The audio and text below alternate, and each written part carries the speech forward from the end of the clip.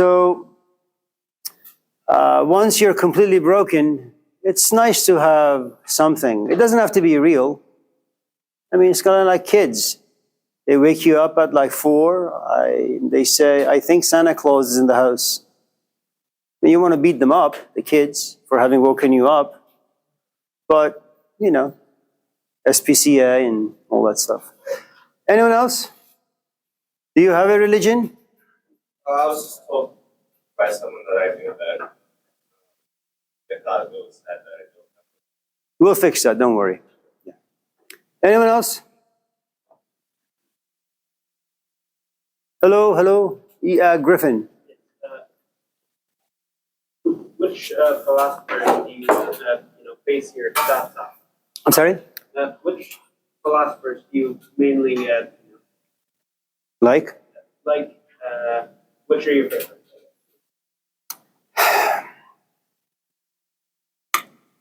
You know, when I was 18, I liked this girl. She was very, very, very cute. When I got to be 20, she was no longer cute. In fact, she was profoundly unattractive. So I got rid of her. When I got to be 22, I went out with this other person. Not only was she attractive physically, she also inspired emotions inside me that I enjoyed very much. After a while, I realized I don't really want those things anymore, so she became unattractive. Then I got to be 30 or so. Then I went out with someone who was physically attractive, emotionally attractive, intellectually attractive. I was mesmerized by her. The only problem was that she couldn't commit. She had come from a broken past, and it was too much work for me. So as they say in Oakland, I dumped her behind. When I got to be 35, I went out with someone who was physically attractive, emotionally, intellectually. I asked her hand in marriage. She said yes. So I got committed. Life. And now, as I'm nearing the end of my life, it would have been much better to remain single. But I only say that because I'm healthy. In a couple of years, just in case I'm diagnosed with cancer, stage 9, I need someone to take me to Kaiser, to wash me, clean me, feed me. And the point I'm trying to make is, as you move through life, the things that used to be interesting no longer are. And the things that were not interesting all of a sudden become interesting. There is no one philosophy or one philosopher that you enjoy. Again, as you mature, your perspective, your desires, your needs begin to change. When you're 18, it's very, very simple. You're driven by your 5 senses. You're just looking for someone who will look attractive to you. You'll take him out. You'll have some sex perhaps. And then you say, yeah, it's good, but I want meaning. And sometimes it's very difficult to find sex with meaning, you know? And then every time you have sex without meaning, you hate yourself for it. I'm not sure how it happens, but it does happen. There comes a point where you say, I want sex and meaning, and you do find someone. But you say, I want sex, meaning, and commitment. Only to realize you have the sex and the meaning, but she doesn't want to commit, or he. There comes a point where you say, I want sex, meaning, commitment, but I want this commitment to be in a form of a marriage. But this other person doesn't see themselves with you long term, so it won't work out for you. So you do find someone. There is sex, there is meaning, there is commitment, marriage, but you say, no, I want a family now. And you get to a different stage in life where you say, I have all of those, but I really want to be left alone. So the point I'm trying to again make is, as you move through life, your needs become mature, hopefully. Your desire begin to change. And the things that used to work in the past no longer do.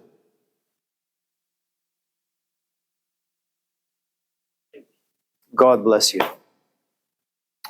Oh, Thomas, you again?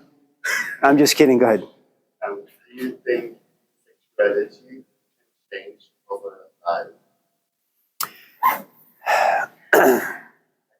Okay, like, In the 1940s, I think it was only 1.4% of the American population who categorized themselves as neither man or woman. Right now, I think if this generation, if I'm correct to say is Gen Z, it's about 24% of the population who consider themselves to be, something. And the alphabets and the numbers keep growing, so I can't keep up. And I don't really know if it's part of biological evolution or if it's a fad, it's just popular, if it's a product of confusion, if it's because our parents are divorcing, we hate ourselves, we hate our life. I'm not really quite sure what it is. It's a very, very complicated issue. And it is really kind of like any other revolution that takes place. The revolutions happen because you don't like your politicians, because there is poverty, there is homelessness, there is unfairness, inequality, all those things. And it's very difficult to pinpoint exactly why there is an uprising. I think because human beings are complicated, you have a whole host of issues. Some things are organic and some things are not very organic. And it's very difficult for us to discern, whether the path you're taking is in fact the correct one or not. And eventually all of us will realize, but by the time you realize, you have made so many mistakes that you're just stuck. And it's very difficult to move on. Shanti?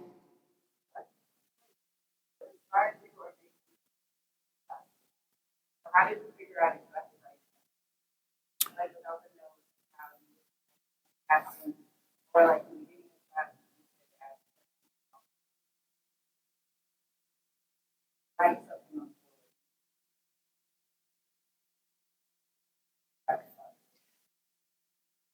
I don't really like to talk about myself. I don't find myself to be that interesting. I think ideas are far more interesting than me standing here and telling you about my life story. I think if you have watched that show on TV, it may be canceled now. I think it's called Chopped. It's a cooking show. It was an hour long, 4 contestants. And what's interesting about, I think, the show is that these are really, really good cooks. And so what happens is they come before these 4 judges and they are given this basket. They have no idea what's inside the basket. And then they have about 15, 20 minutes to make a very, very delicious dish. Because if they don't, they'll be cut. And whoever wins gets about 25,000, maybe 100,000. I'm not quite sure what the story is now. They'll become famous. I think whenever you become good at anything, it's like, I don't know if any of you in this class enjoy playing the piano or you're good at any musical instruments. What usually happens if, you have relatively good parents and they have some extra cash laying around somewhere and you just focus on piano, is that, I don't know, you're watching Star Wars and all of a sudden there's this theme in the background, piano, and you enjoy it and your parents see that you're enjoying this music. And they ask you, would you like to learn piano? And you say yes. And your assumption is, well, your father is going to go somewhere, buy this piano, bring it home for you, and you can start playing. But that's not the case. What happens is you go to a teacher, hopefully, and you want to just goof around, but you have a teacher who's really, really good, so smacks you left and right to discipline you a little bit. And before you're able to put your fingers on the key, he says, no. You need to learn how to read the notes. And it's not enjoyable. Human beings don't enjoy learning, especially learning that requires work and effort. You're lazy animals. I mean, that's why society is the way it is, because we're lazy. Because reflection and thinking and effort and sacrifice, it just takes too much, And so you realize you have to learn how to read notes, and that's difficult. Then you have to kind of figure out where to put your fingers according to the notes that you read. That's even more difficult. And then you really want to improvise. But the problem with improvising, or just writing an essay, for example, is you don't have the proper tools. You don't know how to read notes. You don't have access to scores. You don't know who Beethoven is, who Mozart is. You just want to wing it. you know. I mean, you're lucky because the piano has, I mean, you can walk on the keyboard and sometimes you can make, you know, a good sound. But when it comes to violin, for example, or cello, it's not possible. And so you realize for the next 5, 6, 7, 9, 10 years, all you have to do is plagiarize. You have to do what other people have done. You have to play their notes. Then there comes a point where if you have a good teacher and you've been disciplined and you've made enough sacrifices, your teacher kind of turns off the lights, removes the notes, and says, you've been my student for the past 5 or 6 or 10 years. It's time for you to improvise. And when you begin to improvise, what happens is you've had 10 years of experience and you're able to kind of bring the 10 years together and you create your own music. So whenever you become good at anything, I think it's embarrassing for you to come to class with notes. It's only when you're not good. And let me also add that there are some people who, by nature, they enjoy going through notes. That's what they do. You know, and there are some people who can't. Some of you in this class may not enjoy the way I teach my classes. I mean, that's fine. And it's only because there is a part of your temperament that desires organized lectures, for example, that you come to class, you know exactly what the topic is, you know. And the injustice of it is basically that your temperament desires organization. My temperament likes to wing it. You can't come to my office and say, Amir, can we talk about this? And can you talk about it in this particular way? I'm going to say no. So you have a couple of options. Stay here, endure, suffer, or drop the class. There is also another factor you need to understand. Unfortunately for all of us, despite our desire for all of us to be equal, it's not going to happen. I have power, you don't. I have power in a variety of different ways. I've been teaching for 30 years. I have a few degrees. I'm 3 times your age. So, anyone else? No one? Griffin and then Shanti. You mentioned that you had a few degrees. Yes. What do you have degrees in? Cooking.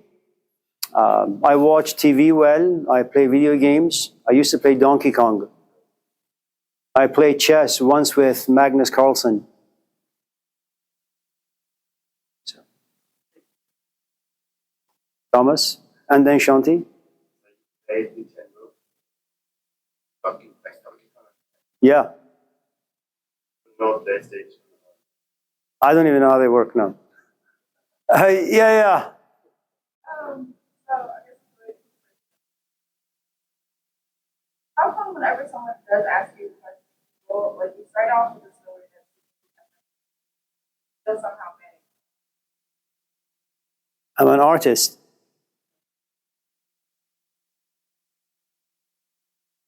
There is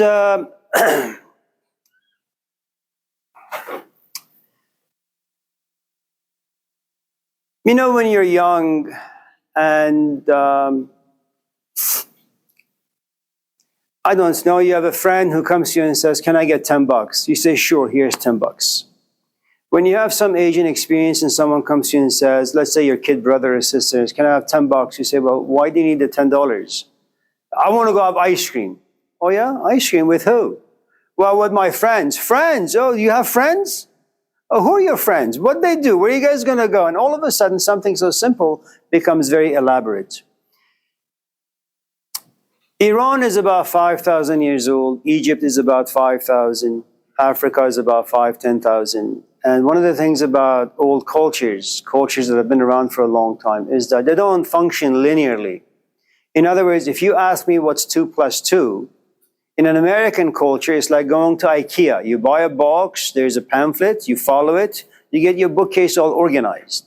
If you go to Africa and you ask a question, they take you through all the alphabets, except the alphabet you're looking for. And that's how it is, because I've come to realize that, you know, there is this wonderful saying of Confucius. The only thing that can never be stolen from you is the stuff that lives inside your chest, i.e. heart, i.e. the stuff that you yourself have understood.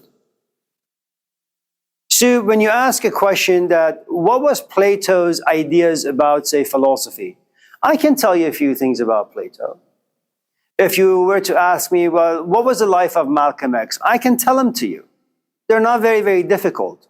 But here's the thing, the reason why you would want to take notes is because those stories don't belong to you. They're not yours. You're just being nosy. You're a plagiarist. You want to steal other people's ideas and other people's life stories so you can hide behind them. And eventually you'll forget the most important parts of the ideas or the stories. The only thing you won't forget, Shanti, are the stories that you yourself create.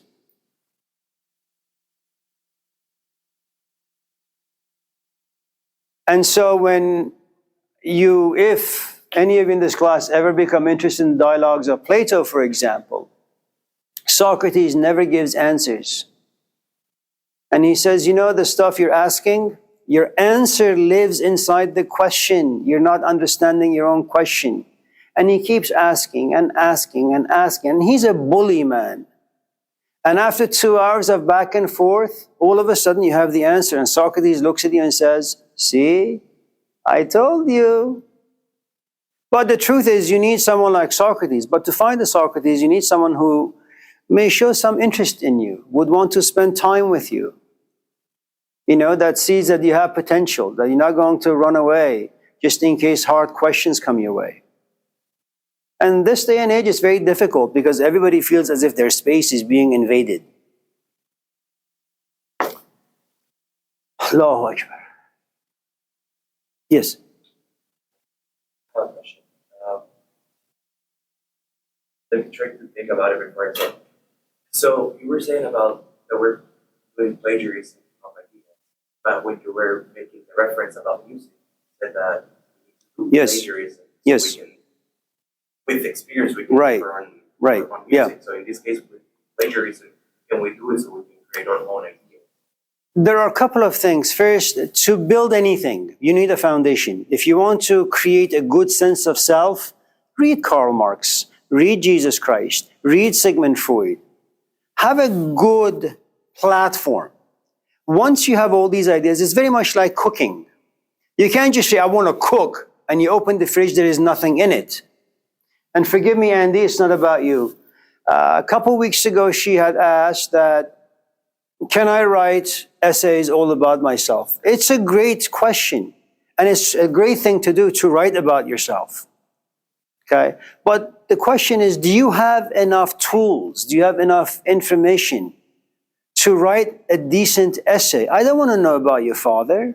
I don't want to know about your mother. I don't want to know about your childish emotions. I don't want to know about your issues. That's not my business, man. Go figure things out on your own. But in order for you to figure things out, you need to have a buffet of ideas. You need to know about emotions. You need to know about what it means to be a parent. You know, so yes, you need to plagiarize. You have another problem, though, because you live in the 21st century America, which means that you have a culture that says to every person, be unique, be an individual, be authentic, be creative.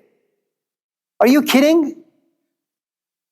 99.9% of us have no choice but to be ordinary. There is nothing wrong with that. But when you live in a culture where ordinary is vilified, you know, are you going to school? Yes. What are you studying? Oh, I'm taking these stupid classes. And they say, well, drop school, go be yourself.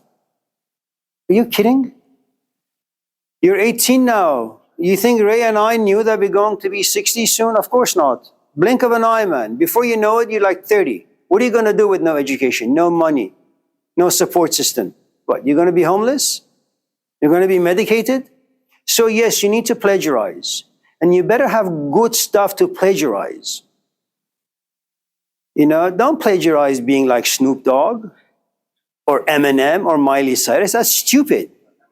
You want to plagiarize, you know, James Baldwin, plagiarize him. Socrates, plagiarize him. It's not just plagiarism, it's plagiarizing people who mean something. But that depends on how mature you are, who your parents are, what you gravitate towards. You know, if you're thinking as junkie, if you have a junkyard of ideas, then no one can help you. Allahu Akbar.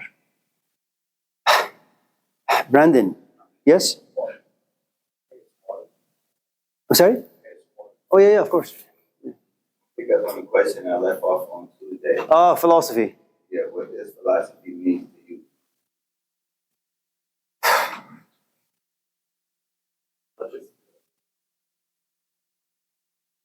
Different to everybody. To me, No. it's like a way of life, No, way of thinking. no. I don't mean to be disagreeable. It's just God made me this way.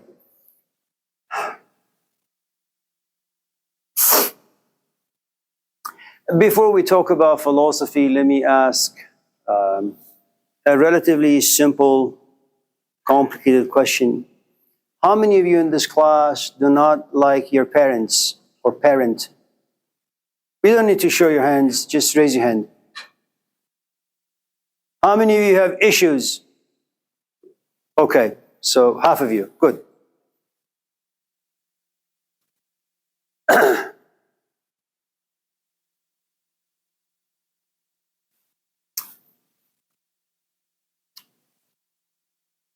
And there is a reason why I ask and why I'm delaying my response to what philosophy is.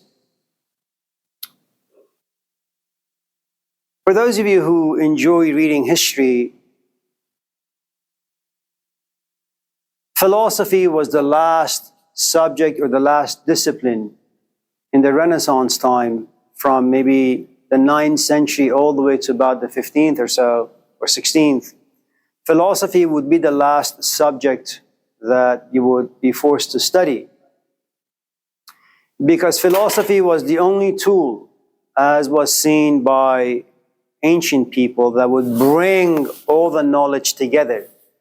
It's like when you go somewhere and, what are those ice cream places that you get? You know, they put bananas and cherries and all those things. Sundae. That cherry that they put on the sundae is philosophy. You top your knowledge off with philosophy. That's how important philosophy is.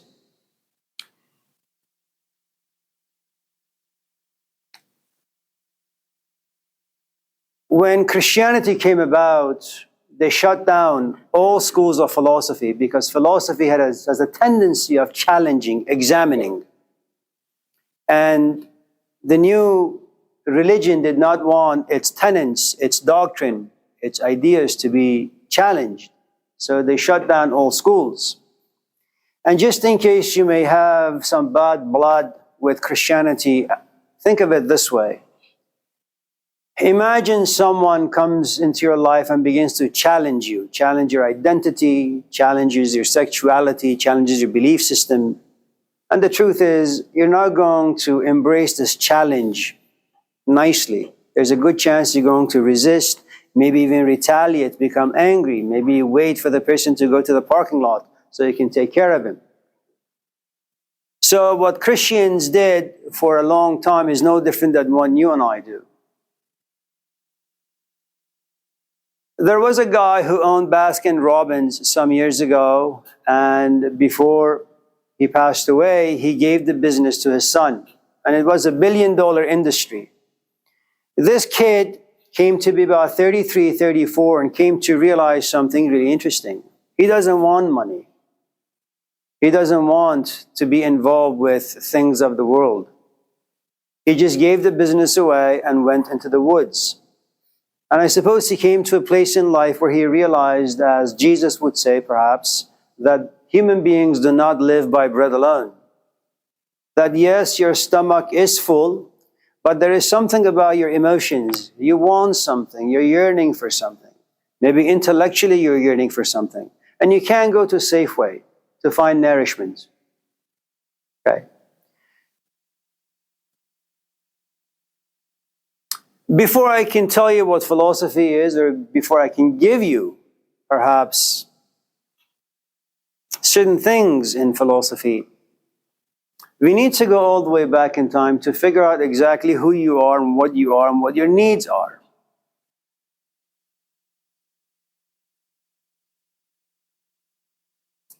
So, and since more than half of you perhaps do not enjoy the presence of your parents because you lack proper understanding, I have to put some things on the board so it can become a bit more clear. And then we can go from there. Yes? Sorry, I have a question. Sure. About challenging and everything. I was thinking about then what would be the difference between faith and trust? The reason why I'm asking this is because religion, Christianity, the one that I know, basically they tell you that you gotta trust and have faith. But can you separate them both, or they need to be tracked alone as well?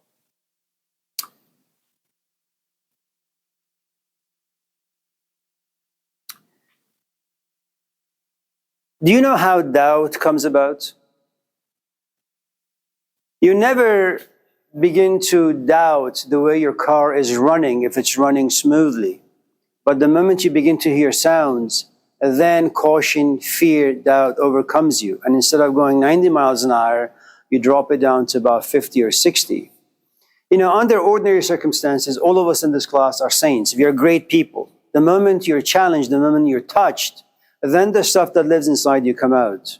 You know, if you are able to kind of go back in time and look at Mike Tyson, you know, he was a very, very angry kid. But his anger went away when he found this coach, or when this coach found him.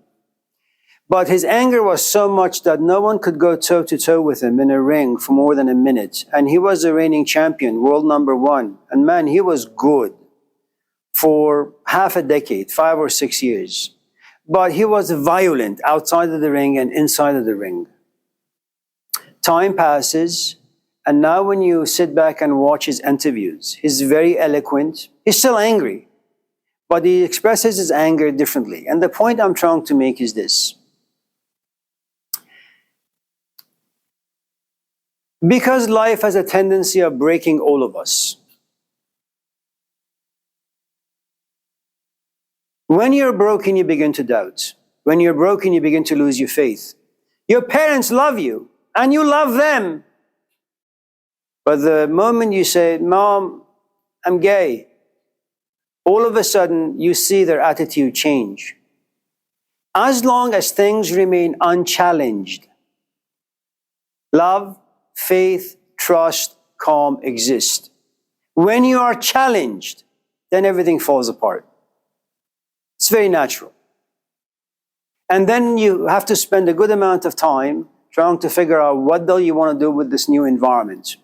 Because you need to understand we are freaks of nature in the sense that we enjoy control. We enjoy power. And when you have power, you can control your surrounding. But going to your mom and saying you're gay, well, you've never done that before. You've never challenged the environment. You have no idea how her reaction is going to be. So you take one step forward and 20 backwards.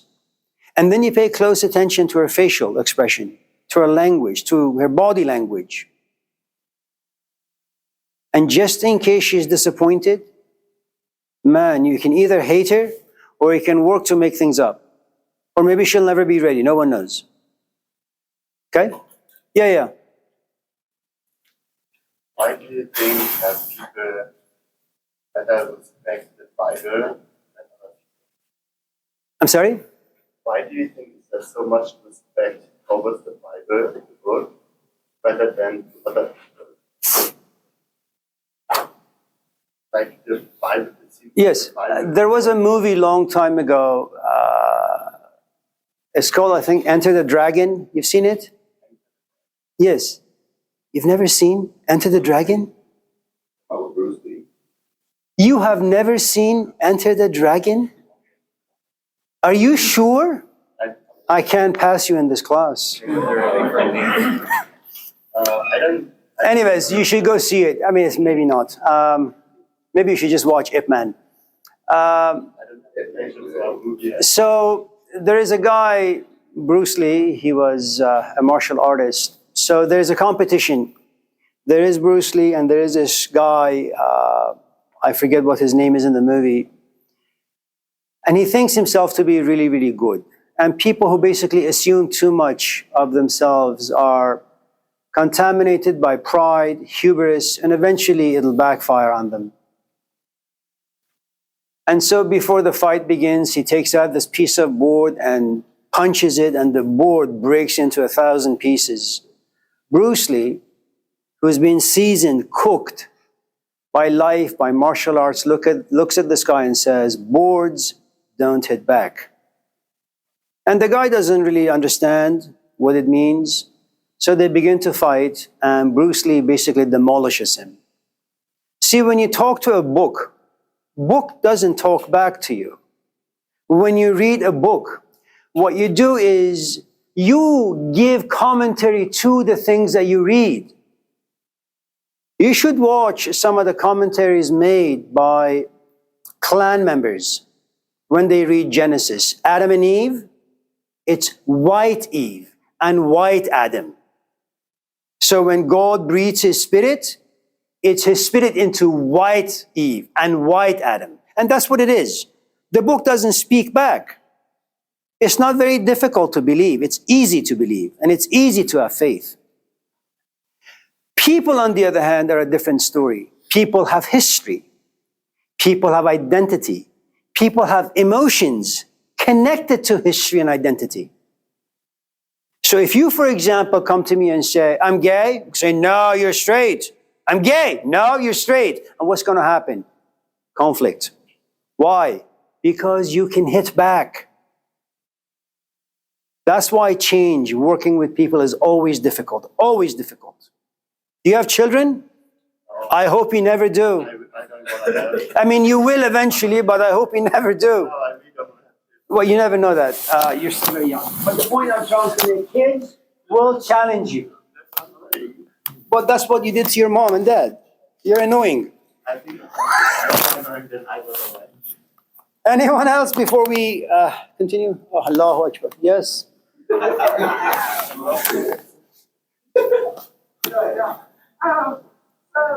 why do you have confidence in yourself that you're still without any price? That's a really, really, really, really great question. Can I tell you a story? That's the whole class. So, there was this king long time ago in some far distant land. And he had a judge. In other words, everyone who ever had any difficulties would go to this man. He was like King Solomon, filled with wisdom and justice and all that. But he had passed. So the king sends his people out to find a human being who is just and fair and has a good amount of wisdom.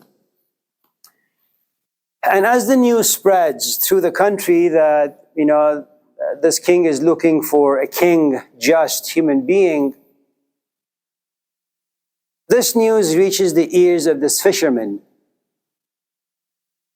And so one day, as he's going to catch some fish, his wife goes to him and says, King's people are coming to our town to see whether or not they can find someone who is fair and just and wise.